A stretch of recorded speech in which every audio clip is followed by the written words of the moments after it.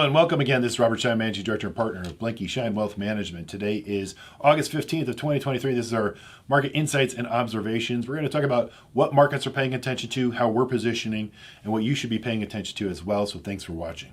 So our topics of today, not just three that we're going to talk about. We're going to talk about several topics, but I just recapped a few of them here as we go through our update for you on market insights and observations. We're going to talk about the Jackson Hole sort of meeting next week that the Federal Reserve will be attending, along with the industry financial sort of heavyweights around the world. So it's a very important meeting. We'll discuss all the particulars of that. The corrective phase that's ongoing within the market. Markets are selling off today.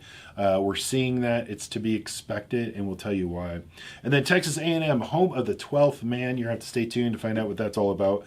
But let's get down to the important economic data points that are being delivered this week. The PMI index from the New York Fed. Let's talk about tomorrow, the housing starts and the building permits for housing. It's very important. And then the FMOC meeting minutes.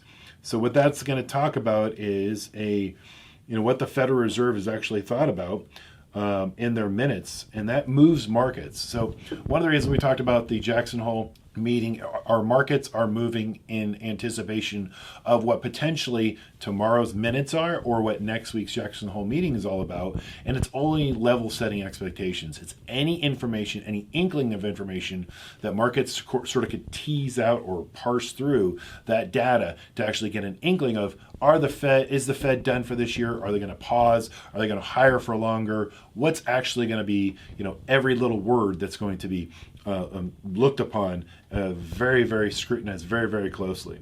Obviously, we have jobless claims, and that's part of the anchor of inflation that the Federal Reserve is trying to sort of work its way through. So that's going to be very moving, as well as the Philly Fed PMI index later this week. So let's get right to it. Let's talk about what we're going to keep our eye on. There's two also major themes right now that are moving markets this morning.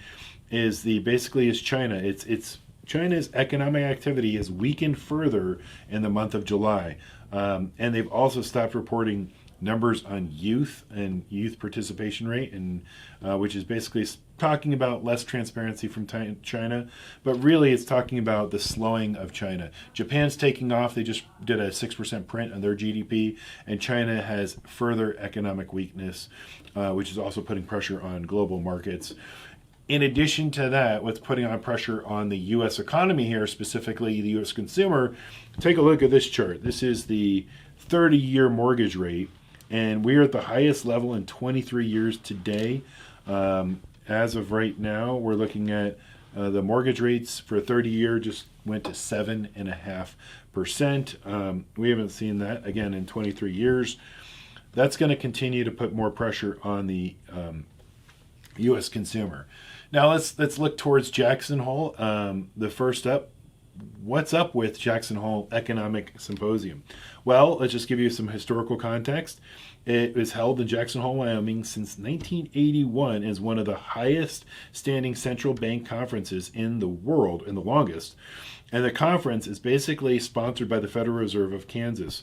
It's a conference of over 120 annual attendees, including the central bankers, the academics, the financial market participants, and the financial ministers of the world. And so this is a very big sort of, everyone gets together, a big, grand poobah of what they're thinking, and their economic policies, macro and micro things are discussed, and the health of each respective economy around the world. So a lot comes out, but the three key things that we're going to talk about that we want to pay attention to is what the Federal Reserve is talking about it's always a place where level setting expectations moving forward. It's a chance for the Federal Reserve Chairman, in this case Jerome Powell, has the opportunity to basically talk to the markets and level set expectations. Whether they've been too hawkish or not hawkish enough. Keep in mind, they don't have a meeting this month. They have a meeting next month. But this is an opportunity sort of to talk expectations up or down relative to their trajectory of their interest rate policy guidelines and outlook. So they're going to guide without guiding. They're going to say without saying. They're going to give you or give the financial markets either what they want, which is more of a dovish stance, or at least insight into, hey, are we done hiking interest rates, or do we need to continue? Or is that what you're thinking? And he's basically going to have to weigh, he being the Federal Reserve Chairman, inflation versus recession. And this is right now the major theme and the major talk. He has to fight inflation, but he can't go too far on one without causing a recession in the U.S. economy. And that's sort of the soft landing, again, that they're looking at. Powell's press conference, last year he basically was live. That was the big word. We're going to be live every meeting. Well, they raised rates just about every meeting. In fact, that's one of the reasons why I'm talking about the 12th man later. It's because we've already experienced 11 interest rate hikes.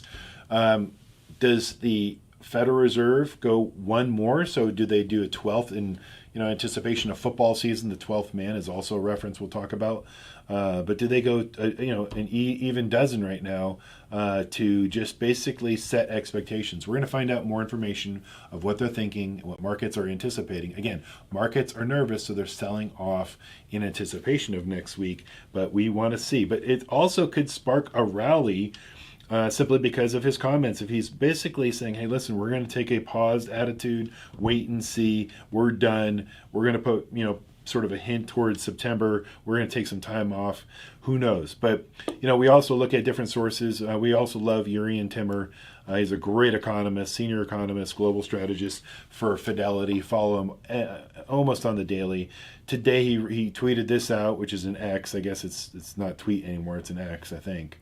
Anyway, so the correction ahead, S&P is testing the support of the 50-day moving averages. On a technical level, when you see markets sell off, you immediately go to the moving averages. And so the 50-day and the 200-day moving averages are very important because it really sets up sort of strength and support, if you will, of where we will see a correction. A 5 or 10% correction is very healthy and normal. It happens 3 to 5 times in a calendar year all the time. So sometimes we want to sit down and see, okay, are we going to bounce off the 50-day? And if we breach the 50-day on the downside, meaning the markets trade below that 50-day support line, what's next? Well, in this case, if we look at the 200-day moving average, we're at the 41.29 level. And 41.29, let's just show you here, we've got some room to go since we're at the 44.45 level, plus or minus, even further down below that. So today is a key support. We'll see how the S&P sets up for the remainder of the week. Again, the economic data, as I point out, will then sort of add either weight or pressure or support at this level right here. If we break it and continue downward pressure, we're looking at the 41.29 level, which is a 200-day moving average, and that's normal and healthy. You just don't want to go too far below or break it with any conviction or momentum, because that spells something. But between where we are now, that's another 9% down for the S&P, and most other indices like the Dow and the NASDAQ will follow in suit. We're okay with this. This is normal and healthy, whether we stay at the 50-day moving average or go down to the 200-day moving average, because we've got some dry powder, as I've talked about on the TD network or any of these other networks. We're ready and waiting for this. Markets are okay to sort of take a breather and ultimately allow for us to take advantage of them. So we're paying attention, we're being proactive, we're rebalancing, diversifying, and taking advantage of opportunities that, let's say, have already run away, but we wanted to get, or we want to average back into, maybe some sectors or some individual names. So that's sort of how we're positioning our portfolios accordingly. Now for the personal side. So tomorrow we head out to Texas A&M. Our second daughter, Brooke, is heading to college. So we'll already have 2 in college after this week, and we have 2 in high school. Jack is a freshman, and Ashley is a senior. So we'll have Taylor and Brooke already in college and 2 in high school. It's happening quickly at the Schein household. Brooke has chosen Texas A&M, and Texas A&M has chosen her. And I brought up the 12th man because it's a great story. We're learning a little bit about the tradition and the experiences. We're going to learn a lot more as parents moving our daughter into college, and this great history here. But it's a great story. I used the Texas 12th man, if you will, the 12th man, and doing some personal research. One, again, I talked about the Federal Reserve going a 12th interest rate hike later this year. They've already done 11 in the last 18 months. What wouldn't it be, an extra 12? But what does it mean actually in the football context? Well, if you think about it, Texas A&M came up with this in January of 1922, as a matter of fact. So it's over 100 years old, this tradition. And it's all about this gentleman here, E. King Gill, who originally, when they started the game, a big game for Texas A&M. It was a championship game. They basically were battered, and they had basically all their guys, for the most part, were getting injured during the football game. So the head coach at the time looks at the press box, and why he was in the press box? Because he was helping out the reporters. He was dressed, he was ready to go, but he was also a multitasker. He was helping the reporters sort of spot and who the team players are back then. And so during the game, this is the legend. I could be wrong, so please forgive. But during the game, the head coach is looking at the sidelines dwindling down, seeing the injury report. All of his guys are getting injured. He's looking at this kid and saying, hey, I need you down here and I need you on the sidelines because there's a probability we might need you for this game, in anticipation, as a head coach does. Well, the story and the legend goes is Gill never played that game. The Aggies actually won without his assistants on the field, 22-14, which is a huge upset, according to reports at the time.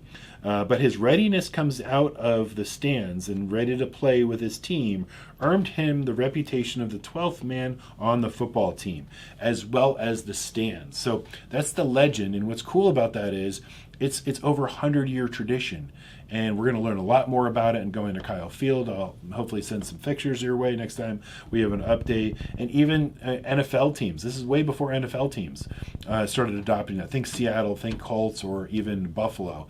Actually, they were sued by the Aggies because the Aggies had the original 12th man. So Seattle did a little nuance. They changed it to the number 12, not the 12th man anymore, simply because they had to back down in honor and respect of the Aggies themselves in this long storied tradition.